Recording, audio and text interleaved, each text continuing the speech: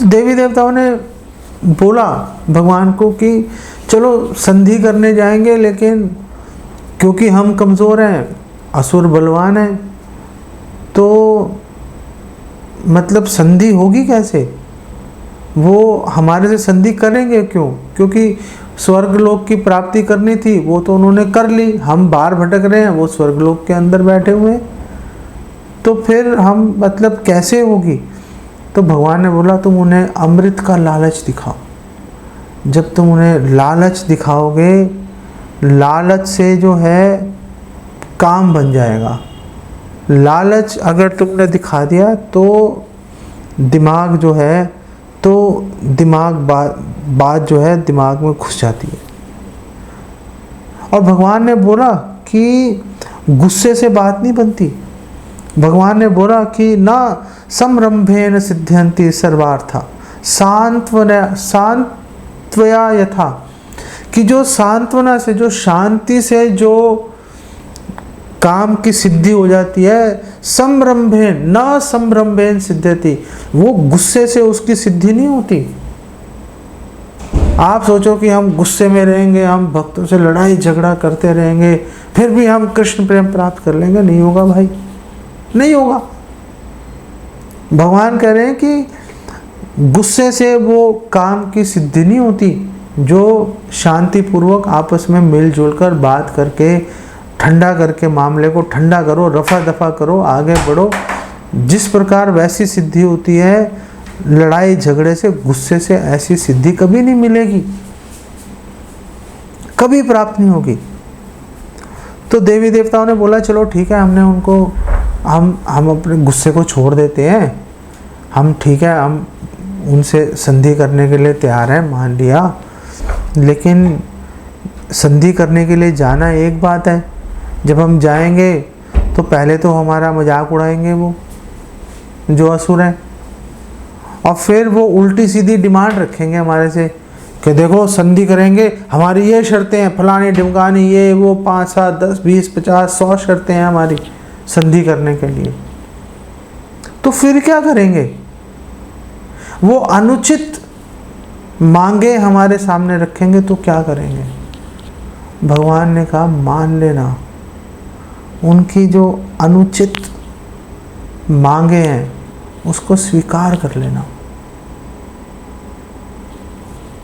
कैसे स्वीकार कर लें अनुचित मांगे? कैसे स्वीकार कर लें? हम किसी से कम थोड़े ना है, कैसे स्वीकार कर लें? जब हम भक्तों के साथ मिल के रहते हैं तो हमें भक्तों की प्रार्थना हुक्म की तरह लगती है। हमें भक्त हमारे भले के लिए कोई बात बोलते हैं तो हमें ऐसा लगता है कि अरे ये तो सिर पे चढ़ गया हमारे, ये हमारे पे ही हुक्म चला रहे हैं। हम विनम्र हैं तो इसका मतलब ये थोड़ा ना है कि आप हमें हमारे सिर पे पैर रखते हुए हमें कुचलते हुए चले जाओगे।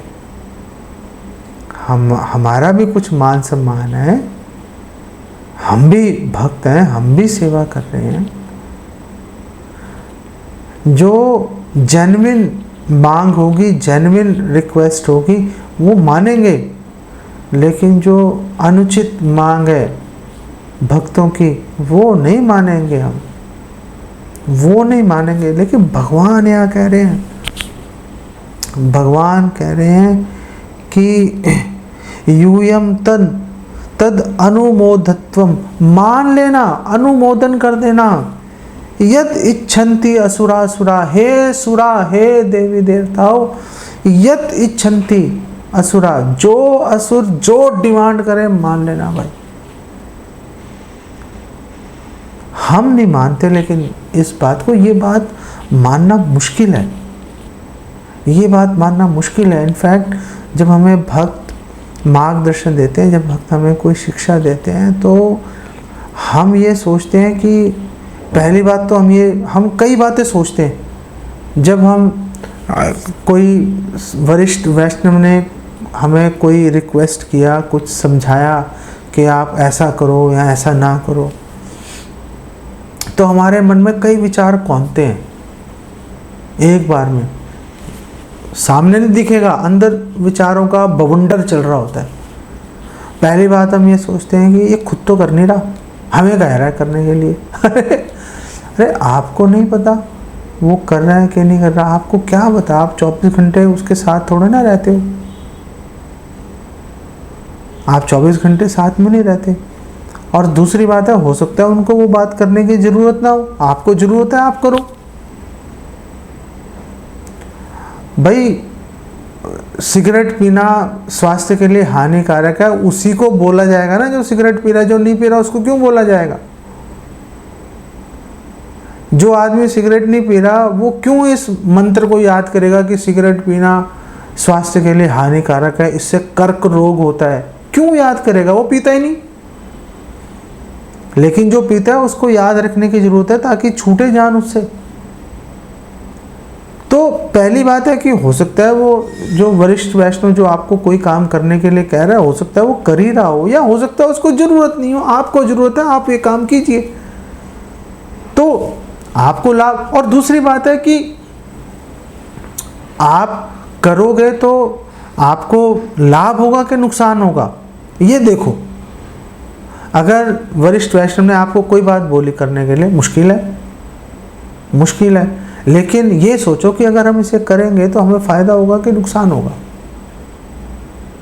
ऑफ कोर्स फायदा होगा। एक भक्त आपको क्यों बोलेगा जिसने जो संसार से बाहर निकलने के चक्कर में लगा हुआ है, जो अपने घर परिवार वालों को छोड़कर जो समय उनको दे सकता था वो आपको वो समय दे रहा है, भाग रहा है फुल स्पीड पर, इधर जाता है उधर जाता है, लोगों से मिलता है, लोगों को खींच के जो है प्रोग्राम्स में लेके आता है, सेवाओं में लगाता है। उसको क्या लेना देना है?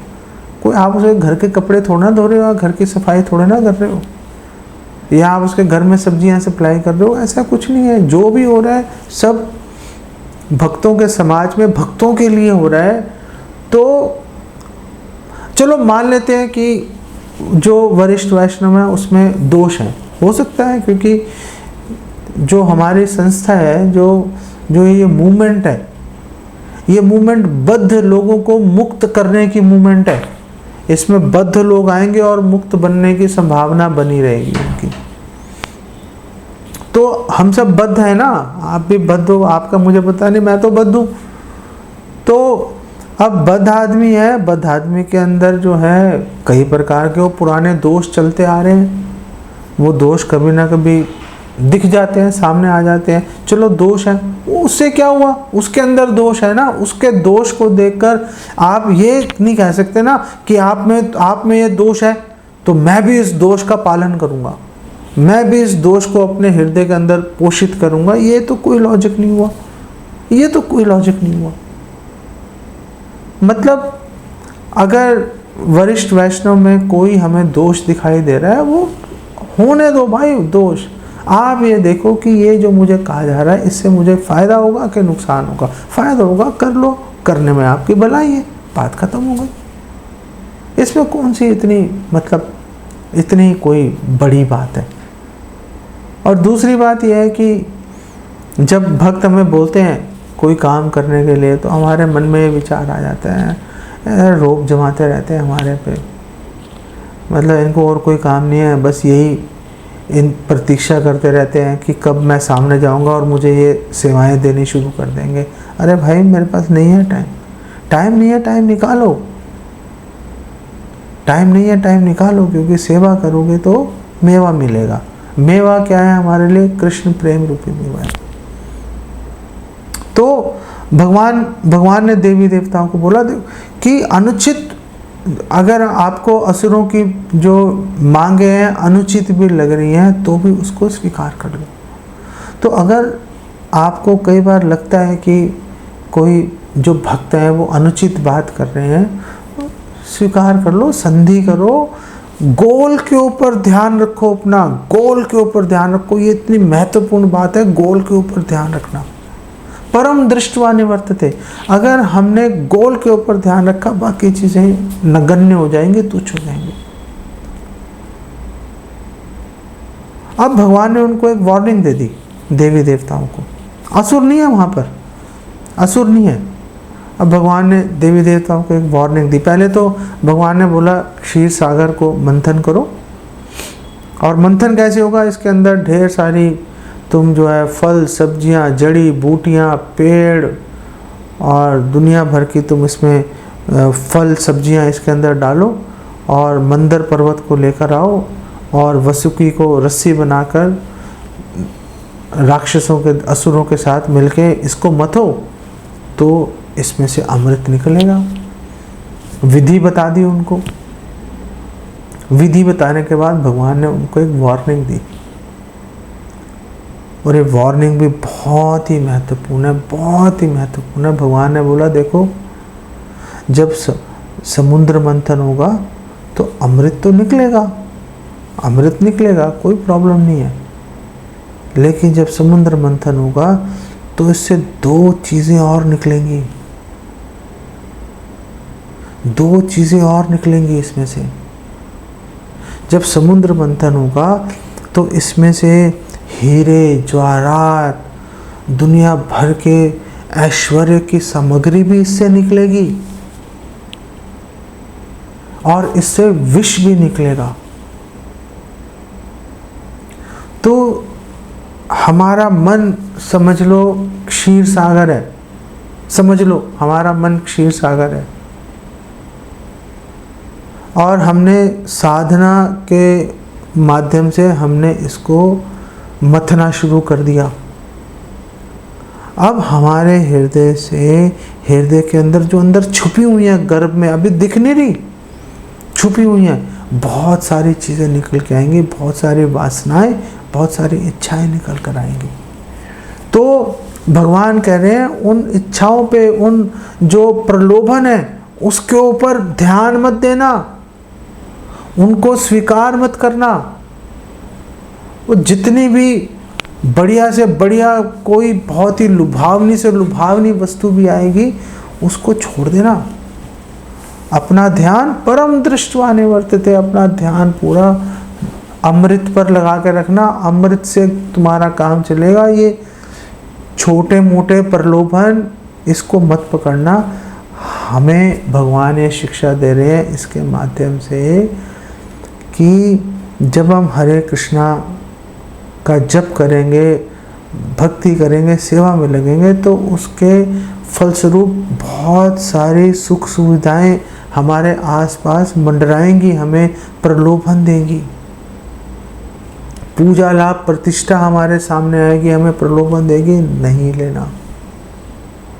अपना ध्यान, पूरा ध्यान जो है वो कृष्ण प्रेम, जो हमारा गोल है, उसके ऊपर पूरा ध्यान लगा के चलना, तो बचे रहोगे। अब जो विष निकलेगा, ये विष क्या है? ये विष ईर्ष्या है, ये विष ईर्ष्या है। अगर एक भक्त भक्ति में जुड़ा, उसने मंथन किया और मंथन से बहुत सारी चीज़ें निकली, साथ में विष भी निकल आया, ये ईर्ष्या भी हमारे हृदय में निकल के सामने दिखाई देना शुरू हो गई। एक भक्त को हर हालत में, एक भक्त को इन प्रलोभनों से बच के रहना पड़ेगा। ये ईर्ष्या, प्रलोभनों से भी बचो, ईर्ष्या से भी बचो। इसको भगवान कृष्ण भगवद गीता 2:41 में बोलते हैं, व्यवसायात्मिका बुद्धि एकेह कुरु नंदना, कि अर्जुन जिसका पूरा ध्यान एकेह कुरु नंदन, एक ही जगह पे लगा रहेगा, वो व्यवसायात्मिका बुद्धि है। उसको इंटेलिजेंट बोलेंगे, उसको इंटेलिजेंट बोलेंगे। भू शाखा ही अनंताश, और जिसका मन प्रलोभनों में घुस जाएगा, समाधो ना विधीयते, वो कभी समाधि की अवस्था, कभी जो गोल है, जो कृष्ण प्रेम का गोल है, कभी वो प्राप्त नहीं कर पाएगा, कभी उसको नहीं मिलेगा। इसलिए पर स्त्री, पर पुरुष लोगों पर अधिकार जमाने की प्रवृत्ति, सम्मान प्राप्त करने की प्रवृत्ति, जो भक्त अच्छी सेवा कर रहे हैं उनके प्रति ईर्ष्या का भाव रखने की प्रवृत्ति, सबका त्याग करना पड़ेगा। इसमें फंस गए तो फिर फंस जाएंगे। फिर कृष्ण प्रेम का जो है, हमें वो जो सुख है वो सुख हमें नहीं मिलेगा। ये कह के भगवान अंतर्धान हो गए।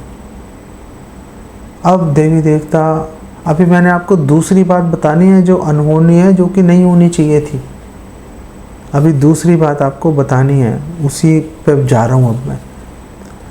तो भगवान ये कहकर अंतर्ध्यान हो गए, देवी देवता गए, ब्रह्मा जी भी अपने लोक में चले गए, शिव जी भी चले गए। अब इंद्र आदि देवी देवता गए महाराज बलि के पास। तो सारे असुरों ने बोला, अरे ये अच्छा हुआ, अपने आप ही चले गए, आगे मारो इनको, काम खत्म करो। तो बलि महाराज ने बोला, नहीं, घर में आए अतिथि को नहीं मार सकते भाई, रक्षा करनी पड़ेगी, इनकी बात सुनो। उन्होंने बात बताई, अमृत का नाम लिया, तैयार हो गए। और उनके मन में भी यही बात थी, असुरों के मन में, एक बार अमृत मिले तो सही, ये वैसे ही कमजोर है, मार पीट के भगा देंगे, बात खत्म हो जाएगी। तो अब फिर सब ने मिलके मंदर पर्वत को खींच के क्षीर सागर तक ला रहे थे, आधे पौने उसमें मर गए, देवी देवता भी मर गए, असुर भी मर गए, इतना भारी था मंदर पर्वत।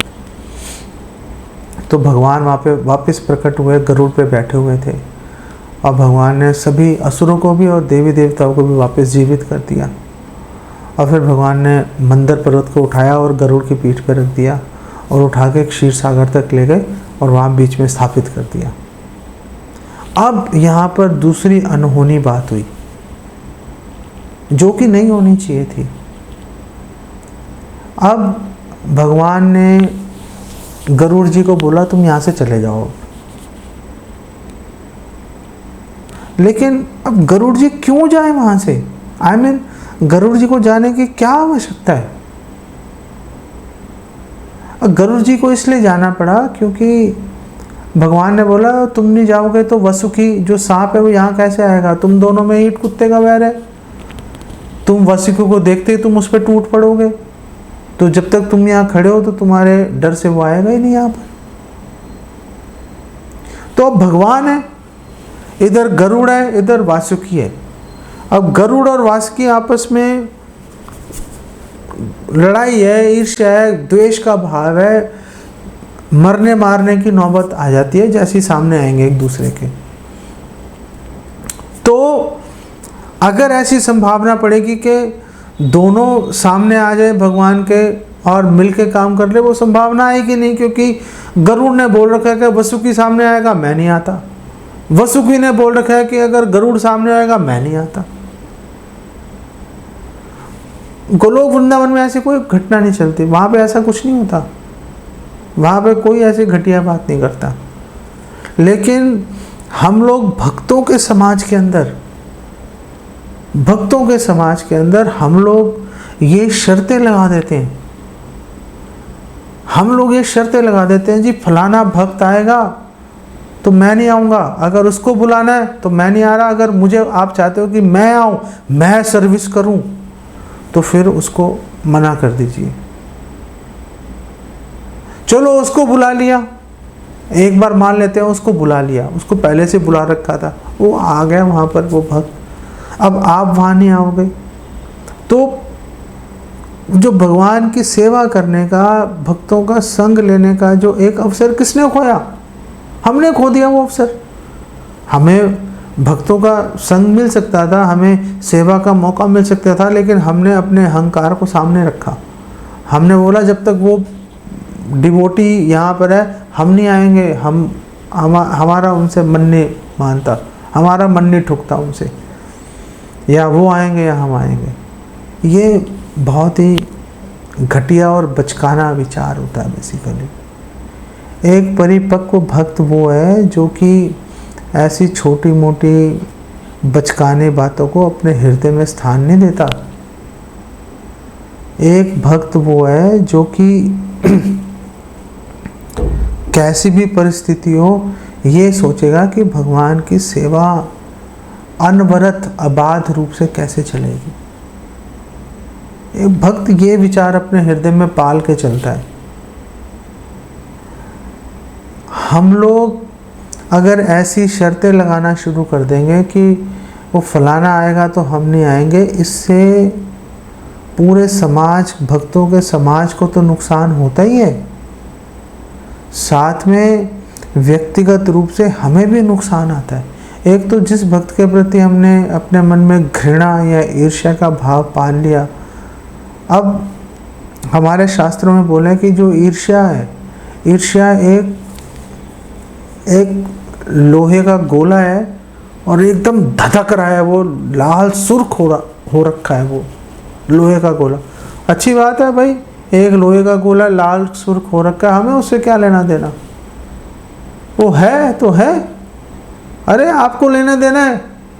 हमारे शास्त्र कहते हैं कि वो जो लाल सुर्ख धधकता हुआ लोहे का गोला है, आपने अपनी कांख में दबा रखा है, आपने अपने बगल में दबा रखा है उसको, तो किसको जला रहा है वो?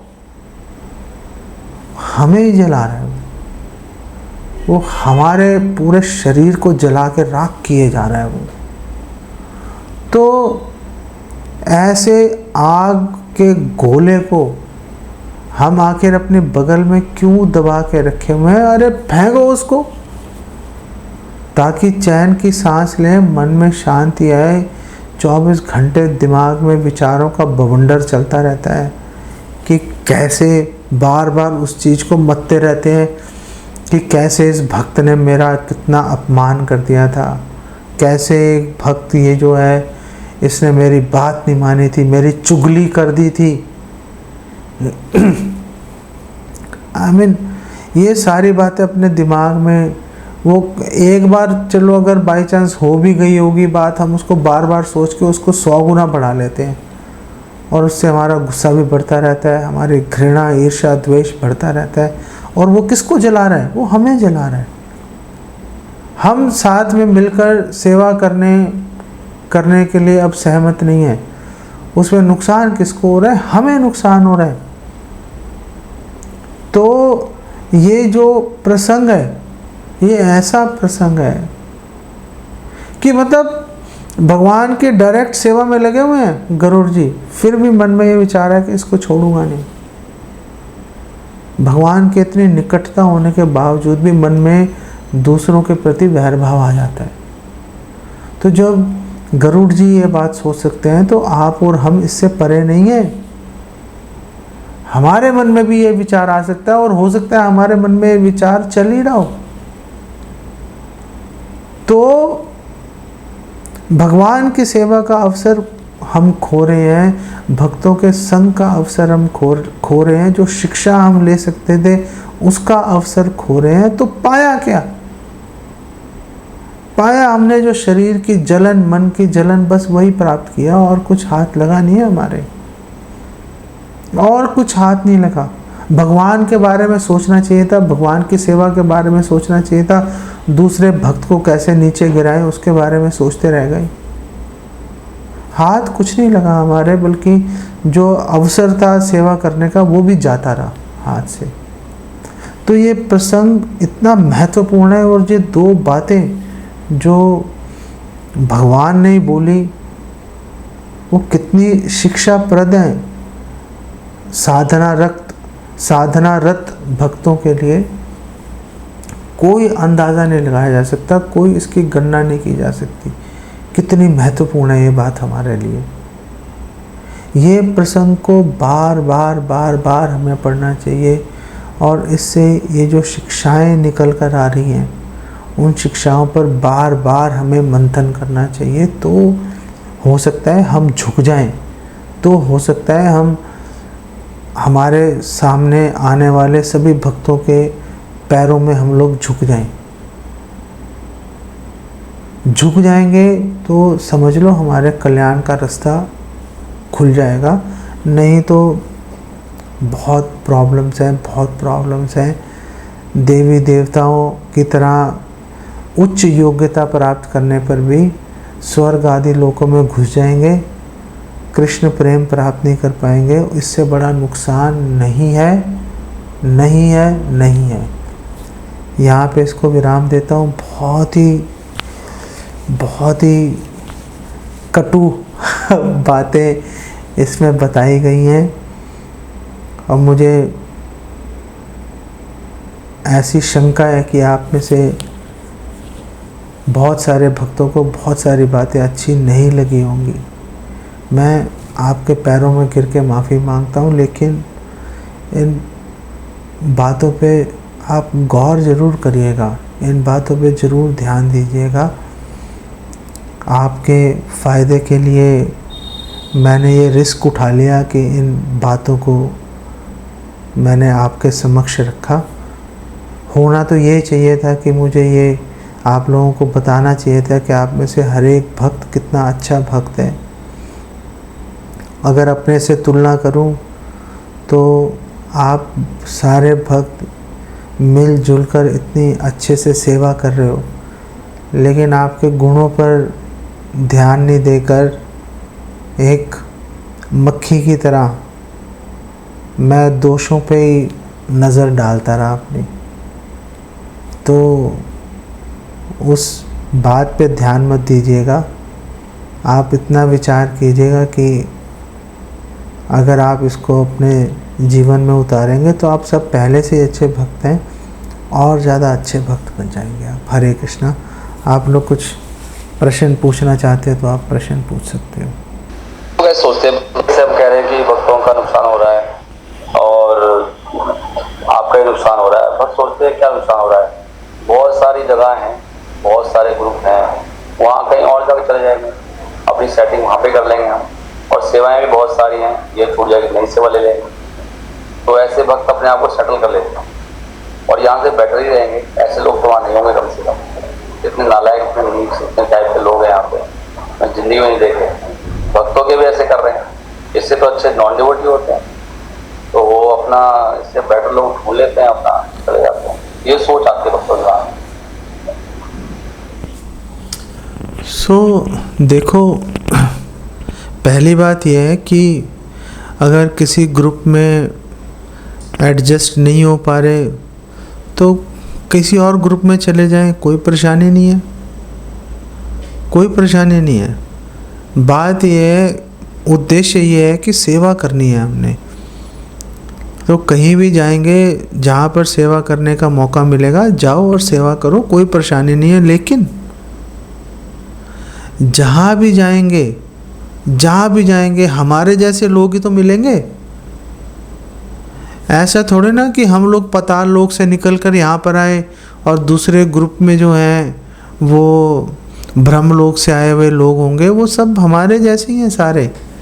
जिन समस्याओं का सामना आपको यहाँ करना पड़ रहा है, कमोबेश 19-21 की बात है, वो समस्याओं का सामना आपको वहाँ भी करना पड़ेगा। मैंने सैकड़ों ग्रुप देख रखे हैं, सैकड़ों ग्रुप दे रखे हैं। इक्का दुक्का बातें थोड़ी बहुत चेंज हो जाती हैं, बाकी जो मेन प्रॉब्लम्स, जो भक्तों के अंदर जो समस्याएं रहती हैं, वो सब जगह एक जैसी रहती हैं। तो मतलब क्या है कि ग्रुप बदलने में कोई परेशानी नहीं है, आप बदल सकते हो। पहली बात, अगर कहीं और पे जाकर आपको और ज़्यादा आपको लगता है कि मुझे यहाँ जाके ज़्यादा अच्छा लगेगा, मैं ज़्यादा अच्छे सेवा कर पाऊँगा, कीजिए, कोई परेशानी नहीं है। हम आपको शुभकामनाएं देते हैं, कोई परेशानी नहीं है। लेकिन हमारे जैसे लोग वहाँ पे मिलेंगे। तो काम क्या करने की आवश्यकता है? आवश्यकता है कि हम भक्तों के समाज में रहने के लिए जो योग्यता है, जो समझौता भक्तों के साथ में करके मिलकर चलने की जो योग्यता है, उसको प्राप्त करने के लिए हमें चेष्टा करनी चाहिए। अगर हम उसको प्राप्त करेंगे, हम कैसे भी ग्रुप में रहेंगे, हमें परेशानी नहीं आएगी। लेकिन हम एक ग्रुप से निकलेंगे, दूसरे ग्रुप में चले जाएंगे, वहाँ भी हमारे जैसे लोग मिलेंगे। फिर कुछ समय बाद हम वहाँ से भी हमारा माइंड आउट हो जाएगा, फिर हम किसी तीसरे ग्रुप में ढूंढेंगे, वहाँ पर भी वैसे लोग मिलेंगे, फिर हमारे ऊपर ठप्पा लग जाएगा कि भक्त तो आपस में बात करते हैं, अब जैसे आप हो वैसे दूसरे भी हैं, सारे भक्त बोलेंगे ये भक्त जो है कहीं पे नहीं टिकता, कभी यहाँ जाता है, कभी वहाँ जाता है, कभी वहाँ जाता है, कहीं एक जगह नहीं टिकता ये भक्त। तो हमारे पे वो ठप्पा और लग जाएगा कि हम भगौड़े भक्त हैं, कभी इधर जाते हैं कभी उधर जाते हैं। और मैंने ऐसे भक्तों को भी बहुत सारे भक्तों को मिला हूँ जो कि ग्रुप चेंज करते रहते हैं। उससे होता क्या है कि आप किसी दूसरे ग्रुप में चले गए, किसी नए ग्रुप में चले गए, वहाँ पे वो अब धीरे धीरे वो विश्वास जमाने में टाइम लग जाता है उसके अंदर। वो बोलेंगे अरे पहले भी 4 ग्रुप छोड़ के आया है, अब यहाँ पता नहीं कितनी देर रहेगा। तो वो उस पर विश्वास करने में टाइम लगाएंगे। विश्वास करने में टाइम लगाने का मतलब है कि उसको सेवाएं जो हैं, जो जिम्मेदारी वाली सेवाएं हैं, वो उसको नहीं देंगे, वो उसको टेस्ट करते रहेंगे वो 2-3-4 साल तक। उसके बाद में उनको लगेगा कि हाँ ये पक्का हो रहा है, फिर से सेवाएं देनी शुरू करेंगे। ऐसे होता है, तब तक उसका मन वहाँ से उचाट हो जाएगा, वो भाग लेगा किसी और ग्रुप में। तो कहने का मतलब ये है कि एक ग्रुप को छोड़ने का जो निष्कर्ष है कि हम ग्रुप छोड़ेंगे, अब हमने ये तय कर लिया, वो निष्कर्ष पे पहुंचने की कसौटी ये नहीं है कि हम ग्रुप में एडजस्ट हो पा रहे हैं कि नहीं हो पा रहे। उसकी कसौटी ये है कि आपको ठीक से शिक्षा मिल रही है कि नहीं मिल रही है। आपको जो सैद्धांतिक जो स्पष्टीकरण है, जो श्रील प्रभुपाद की जो टीचिंग्स हैं, शिक्षाएं हैं, आपको ढंग से प्रामाणिक रूप से मिल पा रही हैं कि नहीं मिल पा रही हैं। अगर मिल पा रही हैं फिर तो वहीं पे अपनी एडजस्टमेंट बिठाने का प्रयास करना चाहिए। अगर आप बोलोगे शिक्षाएं नहीं मिल पा रही, शिक्षाओं में प्रॉब्लम आ रही है, भाई पता नहीं क्या बोल रहे हैं, उल्टी सीधी बातें कर रहे हैं, फिर तो वहाँ पे रुकने का औचित्य क्या है, फिर तो वहाँ से निकलना ही ठीक है। लेकिन एडजस्टमेंट बिठाने के चक्कर में ग्रुप नहीं छोड़ना चाहिए। ग्रुप छोड़ने के लिए ये देखो कि हमें शिक्षाएं मिल रही हैं कि नहीं मिल रही हैं। जो टीचर है, जो हमारा मार्गदर्शक है, वो हमारी जो प्रॉब्लम्स है, जो हमारी शंकाएं हैं, उसका निवारण कर पा रहा है कि नहीं कर पा रहा, शास्त्रों के प्रमाणों के अनुसार। तो ग्रुप छोड़ने में कोई परेशानी नहीं है। जैसे कि आपने बताया कि प्रभु जी हम जब वैष्णवों का दिल दुखा दें प्रभु जी, तो कुछ ऐसा करते हैं तो जो हमारी ये भौतिक इच्छाएं हैं, जैसे काम क्रोध लोभ, ये बहुत ही ज्यादा डोमिनेटिंग हो जाता है प्रभु जी। तो इसका यही मतलब होता है कि मतलब हम अच्छे से वैष्णवों का आदर सत्कार नहीं कर रहे हैं। जैसे कि देखो, काम क्रोध लोभ मोह मद मत्सर्य हमारे हृदय के अंदर पहले से हैं, कहीं से आ नहीं रहे। वो तो वो पहले से ही हैं, लेकिन उसको बाहर निकलने के 2 तरीके हैं। पहला तरीका यह है कि जब अनर्थ निवृत्ति होती है, तो जब वो झड़ रहे होते हैं तो दिखाई देते हैं कि गिर रहे हैं जी, उस समय एक आभास, एक झलक उनकी दिखती है काम क्रोध लोभ मोह की। दूसरी बात यह है कि जब हम वैष्णव के साथ उचित व्यवहार नहीं करते, तो उस समय जो है उसके फलस्वरूप हमारा काम क्रोध लोभ मोह मद मत्सर्य आदि हमारे भौतिक इच्छाएं हमारे सामने आके खड़ी हो जाती हैं।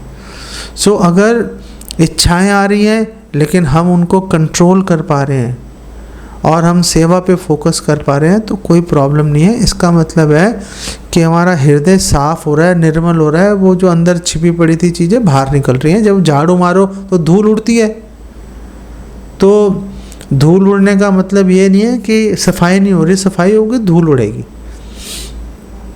लेकिन अगर हम भौतिक इच्छाओं को, काम क्रोध लोभ को अपने मन से निकाल ही नहीं पा रहे, लगातार उसके बारे में सोचे जा रहे हैं, फिर इसका मतलब कहीं ना कहीं प्रॉब्लम है। हम कहीं ना कहीं कुछ गलती कर रहे हैं, प्रॉपर ढंग से हम भक्ति जो साधना है, साधना भक्ति हम ढंग से कर नहीं पा रहे। तो फिर हमें उसके ऊपर विचार करना चाहिए और फिर हमें जो सीनियर डिवोटीज हैं, वरिष्ठ वैष्णव हैं, उनसे हमें हेल्प उनसे मांगनी चाहिए हमें। ओके। जी एक ग्रुप में अगर माता जी भी हैं तो हमें कितनी सतर्कता और कितना मर्यादा मतलब हमें रखना चाहिए, क्योंकि ग्रुप में है तो बातें तो होंगी और प्रभु जी और विचारों का आदान प्रदान तो हो गए प्रभु जी, तो हमें मर्यादा क्या सेट करनी चाहिए एक ग्रुप में रहने के लिए प्रभु जी और माता जी के बीच में? देखो, श्रील प्रभुपाद ने हमेशा ये बोला है कि फ्री मिक्सिंग भक्तों के बीच में नहीं होनी चाहिए ऑपोजिट सेक्स के अंदर, चाहे वो सेवा के लिए ही क्यों ना हो। तो अगर सपोज़ माताओं को कुछ सेवाएं देनी है या उनको कुछ बताना है, तो जैसे कोई डिवोटी हैं, वो उनकी वाइफ भी डिवोटी हैं, तो उनके माध्यम से उन तक वो समाचार पहुंचाया जा सकता है, जिससे कि माताओं के माध्यम से माताओं को इन्फॉर्मेशन पहुंचा दो, वो अपने काम करती रहेंगी। या जैसे किसी की सिस्टर है, बहन है जुड़ी हुई है, या माँ जुड़ी हुई है भक्ति में, या बेटी जुड़ी हुई है, तो उनके माध्यम से उनको वो समाचार पहुंचा दो। कई बार बात करनी भी पड़ जाती है, तो वो बात करनी पड़े तो बात कर भी लो, लेकिन बात करने के बहाने भी नहीं हमें ढूंढने चाहिए बिना वजह। जहाँ तक हो सके जो पुरुष भक्त हैं उनको अपनी बात जो है अपनी बहन, वाइफ, माँ, बेटी, इनके माध्यम से माताओं तक पहुंचा देनी चाहिए, और वहाँ से भी इसी तरह से समाचार आप तक आ जाना चाहिए और वो समाधान हो जाएगा। कभी कभार ज़रूरत पड़े तो सामने से पूछ सकते हैं, या सपोज़ कुछ क्वेश्चंस हैं, कुछ शंकाएं हैं, तो फिर जैसे क्लास चल रही है और ऑनलाइन क्लास है या फिज़िकल क्लास चल रही है, वहाँ पे तो जो माताएं हैं वो सार्वजनिक रूप से सब लोग इकट्ठे हैं, क्वेश्चन अपना पूछते रहें, उनको आंसर मिलता रहेगा। किसी भी कंडीशन में जो पुरुष जो हैं उनको महिलाओं के साथ में अकेले में नहीं बैठना चाहिए, किसी भी कंडीशन में। कितने ही कोई महत्वपूर्ण आसमान फट रहा है, फटने दो भाई, आप अपने आप को बचाओ। हमेशा ये ध्यान रखना चाहिए कि आप इर्द गिर्द आपके भक्तों की भीड़ लगी हो। जब आप किसी माता जी से, जो पुरुष हैं, प्रभु हैं, वो किसी माता जी से बात कर रहे हो, तो आसपास बहुत सारे लोग होने चाहिए। कम से कम एक भक्त तो होना चाहिए ना, पुरुष भक्त एक और होना चाहिए, जिससे कि आप सुरक्षा का अनुभव करते रहोगे। तो इन हम बेसिक बातों का ध्यान रखेंगे तो इससे जो है प्रॉब्लम्स घट जाती हैं। प्रॉब्लम्स जो हैं वो हम उनसे बच सकते हैं। मकसद क्या है, उद्देश्य क्या है? उद्देश्य है कि हमारा मन, जैसे भरत महाराज हैं, पूरा घर बार छोड़ के आए थे, हिरण के बच्चे में आकर्षित हो गए। अब ऐसा नहीं हो कि हम अपने घर में वैराग्य लेके आए भक्तों के समाज में, और यहाँ पर हम मतलब उल्टे सीधे कामों में संलग्न हो गए, तो मतलब कितना भारी नुकसान है। भरत महाराज बहुत पछताए थे। तो ऐसा नहीं है कि जो पछतावा भरत महाराज को हुआ, हमारे हिस्से में भी वो पछतावा आ जाए। तो हमें बहुत ही सावधान रहना चाहिए, और हर बात कही नहीं जा सकती।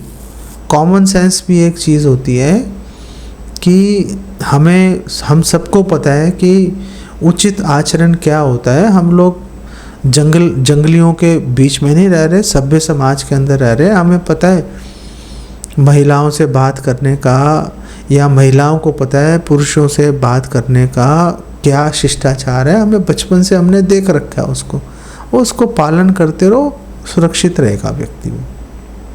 ठीक है प्रभु जी, हमारे ग्रुप में ना माता जी लोग ज़्यादा एक्टिव हैं, उनका ज़्यादा कंट्रीब्यूशन है प्रभु जी के कंपैरिजन में। तो बड़ा ही मतलब है प्रभु जी हमारे ग्रुप में। तो वो तो आप लोगों की कमजोरी है, आप लोगों ने उनको मौका क्यों दिया? आप लोग खूब कमर कस के आ जाओ और बोलो हम सारी सेवाएं करेंगे, माता जी आप चैंटिंग करो और आराम से सुख लो। ये तो है प्रभु। जैसे तो उस केस में क्या कर सकते हैं प्रभु जी, क्योंकि माता जी ज्यादा एक्टिव है, ज्यादा कंट्रीब्यूशन है उनके हमारे ग्रुप में इन एवरी रेस्पेक्ट। पहली बात आप ये समझ लो कि आपका ग्रुप कोई अनोखा ग्रुप नहीं है। आपका ग्रुप जैसे लाखों ग्रुप पूरे संसार में भारत के अंदर चल रहे हैं, सभी ग्रुप्स के अंदर एक दो अपवादों को छोड़कर सभी ग्रुप्स के अंदर माताएं ज़्यादा संख्या में हैं और माताएं ज़्यादा सर्विस ग्रुप के अंदर कर भी रही हैं। बुक डिस्ट्रीब्यूशन जैसी कुछ सेवाओं को छोड़ के वहाँ भी उनका योगदान है, लेकिन वहाँ पे जो पुरुष डिवोटीज़ हैं वो ज़्यादा मतलब सेवा कर पा रहे हैं। उसके अलावा माताओं का कंट्रीब्यूशन हर जगह ज़्यादा है। कंट्रीब्यूशन ज़्यादा कम होने से, माताओं के ज़्यादा संख्या होने से या उनके ज़्यादा एक्टिव होने से या पुरुषों के कम एक्टिव होने से प्रॉब्लम नहीं आती। प्रॉब्लम फ्री मिक्सिंग से आती है। आप सदाचार का पालन करते हुए आप जो है सेवाओं में लगे रहेंगे, कोई प्रॉब्लम नहीं आएगी। ज़बरदस्ती हम माताओं से बात करेंगे या उनके बीच में घुसेंगे या वो पुरुषों के बीच में घुसेंगे तो उससे फिर प्रॉब्लम्स खड़ी हो ही जाएंगी। कोई भी ज़्यादा एक्टिव हो कम एक्टिव हो उससे फ़र्क नहीं पड़ता। कंसिडरेशन वो है ही नहीं। कंसिडरेशन ये है कि क्या हम फ्रीली मिक्स हो रहे हैं कि नहीं हो रहे। कंसिडरेशन ये है कि हम बिना वजह क्या बात कर रहे हैं या नहीं कर रहे। ये कंसिडरेशन है। वो संख्या ज़्यादा है, वो ज़्यादा एक्टिव है, वो कंसिडरेशन है ही नहीं एक्चुअली में। उसका इससे कोई लेना देना नहीं है। अगर आप अपने आप को बचाओगे, माताएं अपने आप को बचाएंगी तो बस बात ख़त्म हो जाएगी। प्रॉब्लम तब आती है जब कोई एक व्यक्ति चाहे पुरुष या माता स्वच्छंद व्यवहार करना शुरू कर दे तो प्रॉब्लम आ जाती है। आप सब अपने आप को बचा के चलो। आप ये सोचोगे भाई सारे ताकतवर है, मैं कमज़ोर हूँ, मेरा मन कमज़ोर है, मुझे ज़्यादा एफर्ट लगानी है, ज़्यादा प्रयास करना है अपने आप को बचाने के लिए। तो आप ज़्यादा प्रयास करोगे अपने आप को बचाने के लिए, सारे भक्त ऐसे सोचेंगे तो फिर प्रॉब्लम कहाँ से आएगी। फिर तो प्रॉब्लम ही नहीं आएगी। प्रॉब्लम तो तब आएगी जब हम सोचते हैं कि हम स्वच्छंद व्यवहार करेंगे और हमें कोई प्रॉब्लम नहीं आएगी, तब प्रॉब्लम आती है। ये दिक्कत है यहाँ। प्रभु जी कल की क्लास में आपने बताया था कि मतलब हमें शोषण सहन करने की आदत डालनी चाहिए। तो प्रभु जी मतलब कई बार मतलब हम जैसे हमारा कोई हमें तो कैसे आदत डालें कि कई बार ना हम इतने डिप्रेशन में चले जाते हैं कि वो माला करनी भी हमारे से मतलब माला भी नहीं उठ रही है हाथ से, हॉस्पिटलाइज हो जाते हैं। तो ऐसी कंडीशन से कैसे बचें? शोषण हमें करवाना चाहिए अनाचार की कीमत पर नहीं। हम व्यभिचार करके शोषण नहीं करवा रहे अपना। हम शोषण करवा रहे हैं कि अपनी क्षमता से अधिक सेवाएं करके शोषण करवा रहे हैं अपना। हम शोषण करवा रहे हैं कि हम अपनी व्यक्तिगत सुविधा असुविधा का ध्यान नहीं रख रहे। जो सेवा मिल रही है उसको हम पूरे मन से वो सेवा किए जा रहे हैं। हमारी उस सेवा में रुचि है नहीं है, हमें उसके एवज में क्या मिलेगा उसके प्रति हमारा कोई रुझान नहीं है। इस दृष्टिकोण से शोषण है। शोषण का मतलब ये नहीं है कि कोई हम लोग जो वैष्णव सदाचार का उल्लंघन करके शोषण हो, वो शोषण कदापि स्वीकार्य नहीं है। छोटा हरिदास ने गलती से वो गए थे भिक्षा मांगने के लिए, महाप्रभु की सेवा के लिए गए थे चावल लेने के लिए, और बस उन्होंने एक माता जी पे बस ऐसे एक बार उनकी दृष्टि डल गई तो चैतन्य महाप्रभु ने रिजेक्ट कर दिया था उनको। तो वैष्णव शिष्टाचार सदाचार की कीमत पर शोषण नहीं हो सकता कभी भी। शोषण होगा कि आप 10 सेवाएं करने की ताकत रखते हो लेकिन आपको 20 सेवाएं दे रखी हैं, हो नहीं सकता, लेकिन आप किए जा रहे हो। वो शोषण की हम बात कर रहे हैं। हम शोषण की बात कर रहे हैं कि आपने बहुत सारी सेवाएं की, हमने आपकी कोई प्रशंसा नहीं की, जबकि प्रशंसनीय सेवाएं थी, लेकिन हमने कोई प्रशंसा नहीं की। ठीक है, सेवा करनी थी, कर दी, कौन सी इसमें बड़ी बात हो गई। हम तो इस शोषण की बात कर रहे हैं। इस शोषण के लिए भक्तों को तैयार रहना चाहिए। अनाचार, व्यभिचार के लिए भक्तों के समाज में कोई स्थान नहीं है। ठीक है, और इस तरह का शोषण होगा जब हम ज़्यादा सेवाएं करेंगे, तो उससे उसका फल क्या होगा कि हमें हरि नाम करने में हमारी रुचि और अधिक बढ़ेगी, हमारी रुचि घटेगी नहीं। हमारा जप करने का हमारा रुझान बढ़ेगा, हमारा रुझान घटेगा नहीं जप करने का। प्रभु जी जैसे ये जैसे हरे कृष्णा, प्रभु जी मेरी आवाज़ सही है जी? जैसे हम पढ़ रहे हैं आजकल ना, हम लोग कीर्तन कर रहे हैं, तो हमें वो कीर्तन के बारे में कुछ भी स्टेटमेंट दिखाई देती है तो बहुत बड़ी दिखाई देती है, हमने लगता है वाह मिल गया कीर्तन के बारे में। तो वैसे भी ये तो आ ही रहा है कि तार मध्य सर्वश्रेष्ठ नाम संकीर्तन, मतलब कीर्तन ही है इस युग का ना, जिससे लोगों की असुर प्रवृत्ति खत्म होगी। कृपा जी करें सब कुछ कीर्तन से मिल जाएगा। तो कई बार भक्तों से, जब कुछ भक्त आ रहे थे हमारे ग्रुप में काफ़ी, अभी भक्त कह रहे हैं कुछ जरूरी थोड़ी है, और भी बहुत सेवा है, और सेवा कर लेंगे। क्योंकि भक्तों में आपस में कुछ जो लोग आ रहे हैं उनमें आपस में मनमुटाव हुआ, तो वो कह रहे हैं वो आएंगे तो हम नहीं आएंगे, उनको रोको, या एक दिन वो आएंगे एक दिन हम आएंगे, अब नहीं तो हम नहीं आएंगे। तो मैंने कहा भगवान की सेवा रुक रही है, देखो 4 भक्त आते हैं उसमें 3 रह गए, तो कम से कम मिनिमम 5 डिवोटी चाहिए, 4 से भी नहीं होगा, 5 चाहिए, कभी 5-6 डिवोटी चाहिए मिनिमम। तो कह रहे नहीं जो और सेवा कर लेंगे, और भी तो बहुत सेवा है, जरूरी यही सेवा करना है। तो क्या मतलब उसका संकीर्तन का भी इक्वलेंट कोई सेवा हो सकती है कि वो कॉम्पनसेट कर सकते हैं, ठीक है कुछ और कर लेंगे, ड्यूटी वर्शिप कर लेंगे, मंदिर में प्रसाद बना लेंगे, कीर्तन हो ना हो इतना, can we think like this? कीर्तन को स्टॉप कर दें, या फिर कुछ भक्त ऐसे भी कह रहे हैं कीर्तन को स्टॉप ही कर दो, उससे दिक्कत हो रही है, भक्तों को आपस में मनमुटाव हो रहा है, बंद ही कर दो। लांच में लगा रहे हैं भक्त, ये रोज कैसे आ रही है, कुछ तो चक्कर है इसका, ये रोज क्यों यहाँ पहुँच जाती है, ये पहुँच रहा है, क्या हो रहा है उससे।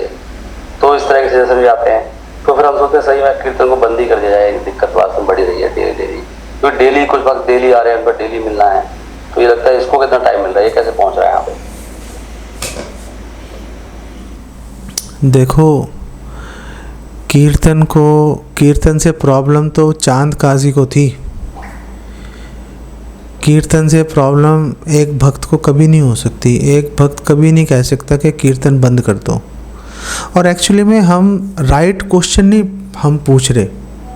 सवाल ये नहीं है कि इतनी सारी सेवाएं हैं, कुकिंग की सेवा है, प्रीचिंग की सेवा है, संकीर्तन की सेवा है, तो इसमें से कौन सी सेवा श्रेष्ठ है।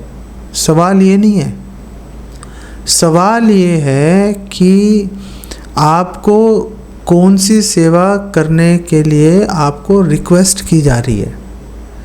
सेवा जो है वो आपके हिसाब से नहीं चलेगी। सेवा जो है वो वरिष्ठ वैष्णव के अनुसार, उसके कहने के अनुसार चलेगी। आप ऐसा भी हो सकता है कि आपको ऐसी सेवा मिल जाए जो कि आप करना चाहते हैं, बहुत अच्छी बात है। आम के आम गुठलियों के दाम, कि आपको ऐसी सेवा मिल गई जो आप करना ही चाहते थे। लेकिन अगर आपको कोई सेवा बोली जा रही है करने के लिए और आप बोलते हो जी हम ये सेवा नहीं करेंगे, हम तो वो सेवा करेंगे ज़बरदस्ती, तो फिर वो सेवा नहीं रहती, फिर तो वो मनमर्जी बन जाती है। एक्चुअली में फिर तो वो मनमर्जी बन जाती है। तो सेवा का मतलब है गुरु को, वरिष्ठ वैष्णवों को संतुष्ट करते हुए सर्व सेवा करना। हमने सेवा की, वरिष्ठ वैष्णव गुरु सेटिस्फाई नहीं हुए, तो भाई वो सेवा की क्यों? उससे अच्छा अपना आराम से बैठे रहते। सेवा करनी है, सेवा करने का सबसे पहला जो फैक्टर है, जो सबसे पहला कारक है, जो उसकी जो प्राण है, वो ये है कि जिसके पास सर्विस है आपको सेवा देने की, उसके अनुसार सेवा कीजिए। आपको कोई प्रॉब्लम है, कुछ बीमार हो गए या कहीं पे बिजी हो गए, वो अलग बातें हैं, लेकिन आपके पास टाइम है, आप वो सेवा कर सकते हो, फिर भी आप बोल रहे हो मैं ये नहीं ये सेवा करूँगा या करूँगी, तो फिर वो सेवा फिर उच्च कोटि की सेवा नहीं रहती, वो सेवा की क्वालिटी में गिरावट आ जाती है फिर। और दूसरी बात यह है, एक तरफ तो ये बात हो गई, दूसरी बात यह है कि जो भक्त किसी भी इवेंट को ऑर्गेनाइज कर रहे हैं, चाहे वो वीकली फेस्टिवल्स हैं, चाहे वो हाउस प्रोग्राम्स हैं, चाहे वो नाम संकीर्तन है, कोई भी फेस्टिवल है, कोई भी प्रोग्राम्स हैं, इस तरह से करना चाहिए कि Recording in progress. वो क्या करूं इसको, इस तरह से सेवा करने, उसको प्रबंध करना चाहिए कि किसी को भी किसी पर उंगली उठाने का अवसर ना मिल जाए।